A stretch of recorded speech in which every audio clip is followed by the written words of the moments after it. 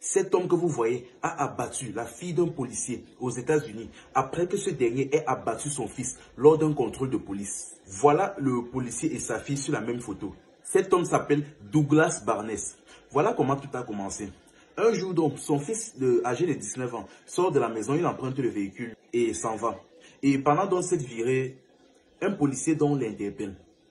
Bon, le policier vient frapper à sa fenêtre, à la fenêtre du véhicule, la vitre du véhicule, et il lui demande ses papiers. Le jeune homme de 19 ans donc envoie ses mains derrière sa poche pour sortir ses papiers. Mais au même moment, le policier sort son arme et se met à décharger sur le jeune.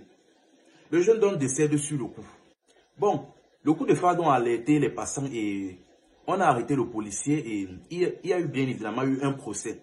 Et pendant le procès donc, ce policier pour se défendre a sorti l'argument vaseux que tous les policiers aux États-Unis dans ce genre d'affaires ont l'habitude de sortir. Il a juste dit qu'il pensait que ce jeune allait sortir une arme et qu'il s'est senti en danger. C'est pour ça qu'il a sorti l'arme et qu'il a tiré sur lui. Sans sommation. Bon, malheureusement, bien que ce soit honteux, c'est passé crème. On n'a rien fait au policier, on lui a absolument rien fait. Il était acquitté et on lui a pratiquement rien fait. Chose qui n'a pas plu à Douglas. Il venait de perdre un fils pour une connerie, pour quelque chose d'absurde. Quelque temps plus tard, donc, Douglas a donc commencé à enquêter sur le policier. Il a commencé à chercher certaines informations sur le policier. Bon, bien évidemment, c'était un fonctionnaire, donc ça n'a dû pas être très difficile. Et pendant donc ses enquêtes, il a découvert que le policier avait une jeune fille de 15 ans. La jeune fille en question avait bal de promo dans son établissement. C'est-à-dire dans le lycée où elle était, ils ont l'habitude d'organiser un bal de promo chaque année. Et elle devait participer à ce bal de promo-là. Douglas est donc armé d'un AK-44. Il a caché derrière, il a caché sur lui et il s'est placé dans l'établissement. Il est resté un certain temps et lorsqu'il a vu une voiture arriver et il a vu la jeune fille du policier en question descendre, il a rapidement sorti son arme et il a déchargé.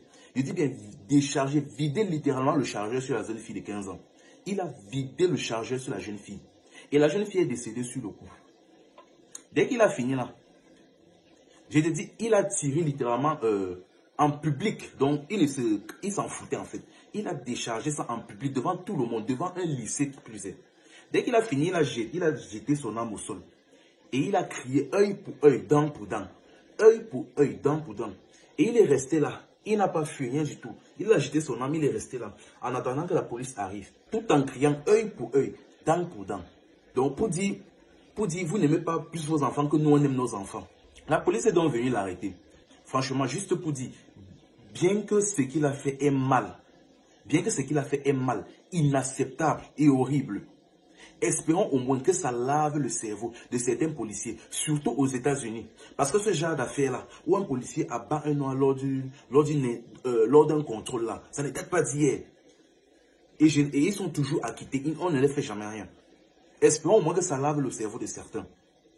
Bon, il y a un chapitre biblique qui dit « Les enfants paieront les erreurs de leurs parents ». Donc, sachez que vous êtes responsable de vos actes, mais sachez que vos actes peuvent se retourner contre vos enfants. Enfin bref, c'était info et amusement. Ici, on s'informe et on s'amuse. Pour toute personne qui a besoin d'une publicité, d'un placement de produit ou d'une collaboration quelconque, écrivez-moi sur WhatsApp par le numéro qui se trouve en bio.